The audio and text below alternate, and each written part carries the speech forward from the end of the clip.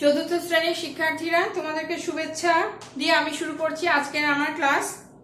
প্রতিদিনকার মতো আমরা গত ক্লাসে কি পড়েছিলাম মা কবিতাটি লিখেছিলেন কাজী নজরুল ইসলাম। আমরা এটা কতটুকু পড়েছিলাম, শব্দার্থ পর্যন্ত আমরা গত ক্লাসে পড়েছিলাম।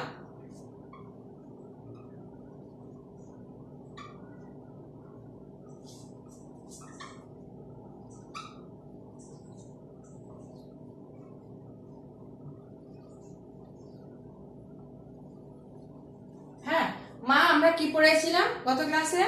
আমরা পড়েছিলাম শব্দার্থ পর্যন্ত আমরা পড়েছিলাম। আজকে আমরা পড়ব যে এখানের মধ্যে দেয়া আছে কি কবিতার চরণ দেয়া আছে, পরবর্তী চরণটা লিখি। পরবর্তী চরণটা আমাদেরকে লিখতে হবে। তাহলে একটু বোর্ডের দিকে তাকাও, আমি তোমাদেরকে লিখে দিচ্ছি।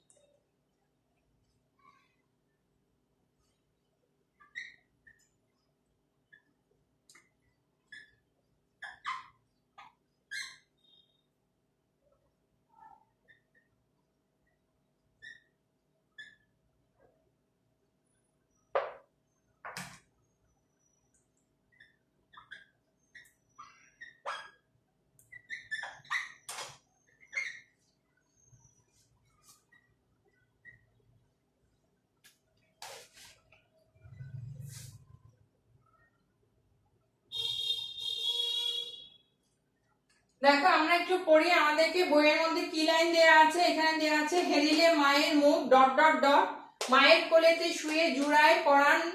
তারপরে এই লাইনে আছে ডট ডট ডট, সকল যাতনা ভুলে। নিচে আছে লাস্টে আছে ডট ডট ডট। তাহলে আমরা কি লিখবো?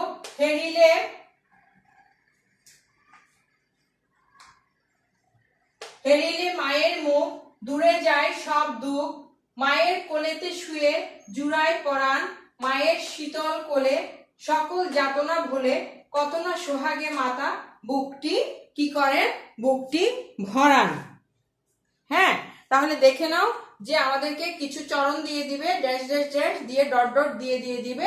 আমাদেরকে কি করতে হবে? সেটাকে আমাদেরকে লিখতে হবে। তাহলে আমরা কি লিখবো? হেরিলে মায়ের মুখ, দূরে যায় সব দুঃখ, মায়ের কোলেতে শুয়ে জুড়ায় পরাণ, মায়ের শীতল কোলে সকল যাতনা ভোলে, কত না সোহাগে মাতা বুকটি ভরান।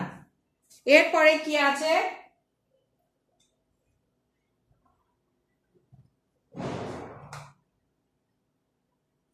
তারপরে আছে যে কবিতাটি আবৃত্তি করো। এই আবৃত্তিটা তোমরা পারবে। কবিতাটি প্রথম 12 লাইন মুখস্থ করো। এই কবিতাটার কি করবে তোমরা? বাসায় প্রথম একেবারে 12 লাইন, সেই 12 লাইন মুখস্থ করবে। মুখস্থ করে তারপরে বাকিটা লিখবে, খাতায় লিখবে। লিখে প্র্যাকটিস করবে। কবিতাটিতে কবি কি বলেছেন তা সংক্ষেপে বলি ও লিখি। এবার আমি আর সবকিছু তো লিখে দেওয়া যায় না, আমাদেরকে যখন সৃজনশীল আমাদেরকে প্রশ্ন দিবে, আমাদেরকে কি করতে হবে, নিজের মতো করে নিজের বুদ্ধি দিয়ে জ্ঞান দিয়ে সেটাকে বানিয়ে লিখতে হবে। তাহলে আমি একটু আলোচনা করি তোমাদের সাথে। এখানে যেটা বলেছে আবৃত্তি করো, সেটা তোমরা নিজেরা আবৃত্তি করবে 4 নাম্বার। 5 নাম্বারে হচ্ছে কবিতার প্রথম 12টি চরণ মুখস্থ করো, এটাও তোমাদের কাজ, এটা তোমরা নিজেরা করবে। লিখে প্রয়োজনে আমাকে কি করবে, আমাকে ছবি তুলে পাঠিয়ে দিবে। আরেকটা হচ্ছে যে কবিতাটিতে কবি কি বলেছেন তা সংক্ষেপে বলি ও লিখি। আমি এটা নিয়ে একটু আলোচনা করব। তাহলে কবিতাটিতে কবি কি বলেছেন সেটা আমরা সংক্ষেপে বলি, ভালো করে খেয়াল করে শুনবে। আমাদের সবার জীবনে মা কথাটি একটি মধুমাখা নাম। মা কথাটিতে মিশে আছে সকল সুধা।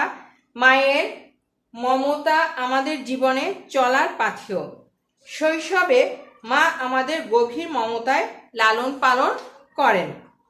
কাজী নজরুল ইসলাম মা কবিতায় মায়ের প্রতি মমতা, ভালোবাসা ও শ্রদ্ধা প্রকাশ করেছেন। শৈশবে মা আমাদের গভীর মমতায় লালন পালন করেন। জন্মের পর শিশু সবচেয়ে বেশি অসহায় থাকে, শুধু কাদা ছাড়া সে আর কিছুই করতে পারে না। আমরা যখন ছোট থাকি তখন আমরা কি করি, আমরা ওয়া ওয়া করে কান্না করি। এর বাইরে কি আর আমরা কিছু করতে পারি? আমরা কিছুই করতে পারি না। আমাদের যদি পেটে ক্ষুধা লাগে আমরা হাতে ধরে খেতে পারি না। আমরা যদি প্রস্রাব পায়খানা করি সেগুলোর মধ্যেই আমরা কি করি, হাপুস হাপুস করতে থাকি, তাই না? এটা আমরা সবাই, এটা হচ্ছে প্রকৃতির নিয়ম। তখন আমাদের খালি কান্না করা ছাড়া কিন্তু আর কিছুই করার থাকে না। এরপরে দেখো, তখন মায়ের আদর যত্নে সে কি হয়, বড় হয়ে ওঠে। সন্তানের ভবিষ্যৎ নিয়ে মা চিন্তা ভাবনা করেন। সন্তান পড়ালেখায় ভালো হলে মা সবচেয়ে বেশি খুশি হন।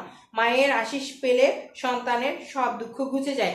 মায়ের দোয়া কিন্তু কি হয়, যে মাই কিন্তু আমাদেরকে, বাবার চেয়েও দেখবে যে মা না খেয়ে খাবারটা আমাদের জন্য রেখে দেয়। আমরা এই যে পরীক্ষায় যখন তোমরা যাও তখন দেখবা যে অন্য পরিবারের অন্য কারো চেয়ে মায়ের চিন্তাটাই কিন্তু সবচাইতে বেশি হয়। আমার ছেলে পরীক্ষা দিচ্ছে, আমার ছেলে যেন ভালো করে পাশ করে, আমার ছেলে যেন ফার্স্ট সেকেন্ড থার্ড হয়, আমার ছেলে কোনো একটা প্রতিযোগিতা সেখানে যেন একটা পুরস্কার জিতে আসে। হ্যাঁ, প্রত্যেকটা কিছুতে আমার ছেলেটা ড্রয়িং শিখুক, আমার ছেলেটা গান শিখুক, নাচ শিখুক, পৃথিবীর যা কিছু আছে সব শিখুক, আমার ছেলে অনেক বেশি পণ্ডিত হোক, আমার ছেলে মেয়ে, শুধু ছেলে বলে না, আমার সন্তান, এক কথায় কি আমার সন্তান, এটাই হচ্ছে আমাদের মায়ের ভালোবাসা, মায়ের কামনা। এরপরে বলছে আমার মা সম্পর্কে একটি অনুচ্ছেদ লিখো। এই অনুচ্ছেদটা তোমরা কি করবে, তোমরা এটা লিখবে, লিখে আমার কাছে পাঠাবে। আমি একটা SW দিচ্ছি তোমাদেরকে।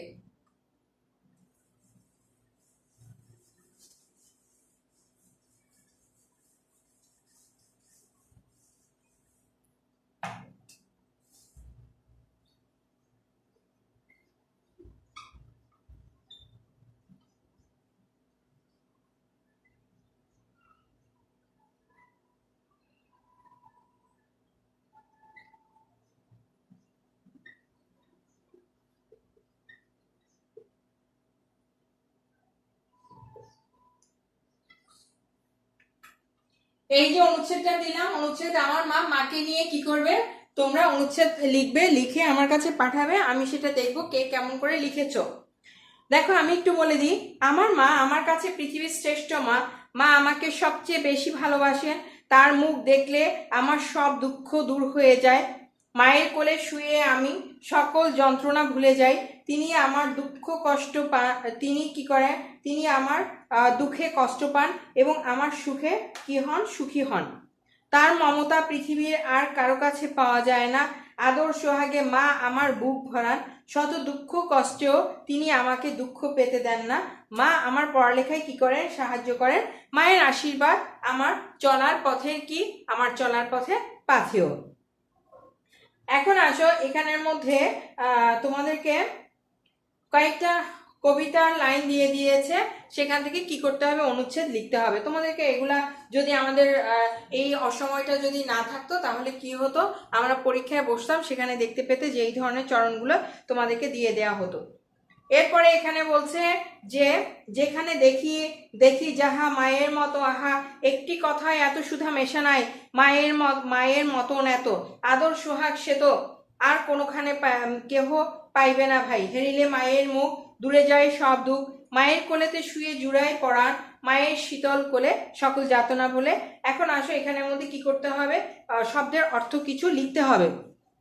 এখানে কি কি শব্দের অর্থ দেয়া আছে? আছে যাহা, সুধা, সোহাগ, হেরিলে, পরাণ, শীতল, যাতনা। এখানে কিছু কি দেয়া আছে, কিছু শব্দের অর্থ দেয়া আছে। আমরা একটু শব্দার্থগুলা আমরা একটু করি, দেখে নাও। অনুচ্ছেদ এটা একটু লিখে নাও, লিখে এই অনুচ্ছেদটা তোমরা পড়বে।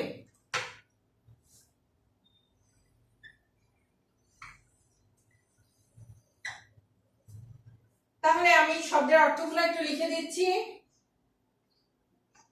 এটা হচ্ছে কোত্থেকে, কবিতার পংক্তি থেকে কয়েকটা লাইন তুলে দিবে, সেখান থেকে তোমাদেরকে শব্দার্থ লিখতে বলবে, বাক্য রচনা থাকবে, তারপরে তোমার আরেকটা কি থাকবে, কিছু প্রশ্ন থাকবে, সেটা আনসার করতে হবে। আগে আমি শব্দার্থগুলো একটু লিখে দিই। যাহা, যাহা অর্থ কি, যে বিষয়।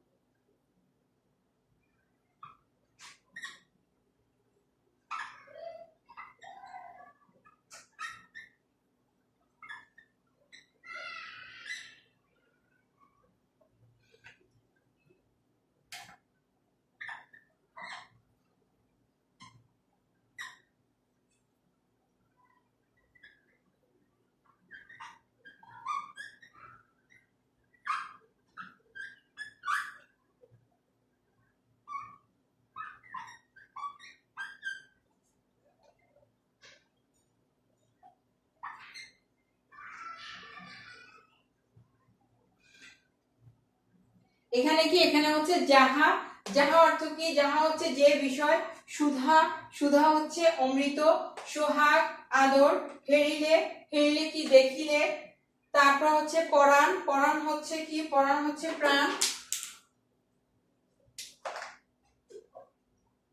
পরাণ অর্থ কি, পরাণ অর্থ হচ্ছে প্রাণ। তারপর আসো শীতল, শীতল অর্থ কি ঠান্ডা, যাতনা, যাতনা অর্থ কি, যাতনা হচ্ছে কষ্ট। তাহলে আবার দেখি, যাহা যে বিষয়, সুধা অমৃত, সোহাগ আদর, হেরিলে দেখিলে, পরাণ প্রাণ, শীতল ঠান্ডা, যাতনা কষ্ট। এখন আসো এখানে বলছে কোন কথায় সবচেয়ে বেশি সুধা মেশানো দুটি বাক্যে লেখো। কোন কথায় সবচেয়ে বেশি সুধা মেশানো দুটি বাক্যে লেখো। হ্যাঁ, আমরা দুটা বাক্যে আমরা কি লিখতে পারি,